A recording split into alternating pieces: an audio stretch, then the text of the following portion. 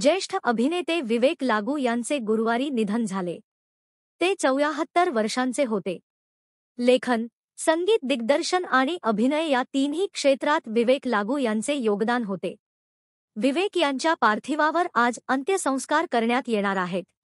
त्यांच्या पावलावर पाऊल ठेवत लेक मृण्मयीने लेखन आणि दिग्दर्शन क्षेत्रात पाऊल ठेवले आहे.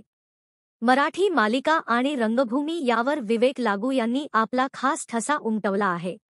त्यांच्या निधनानंतर मुलगी मृण्मयी लागू हिने भावनिक पोस्ट शेअर केली आहे. आपल्या पोस्टमध्ये ती म्हणते, आम्ही बराच काळ एकत्र लढलो, पण आता प्रेम आणि कृतज्ञतेने निरोप घेण्याची वेळ आली आहे. माझे बाबा, माझे खूप चांगले मित्र, माझे मार्गदर्शक, माझे नंबर 1 फॅन होते. तुमच्या सगळ्या गोष्टी कायम आठवणीत राहतील. तुमची खूप आठवण येईल बाबा. एका मुलीसाठी असणारे सर्वोत्तम बाबा तुम्ही होता.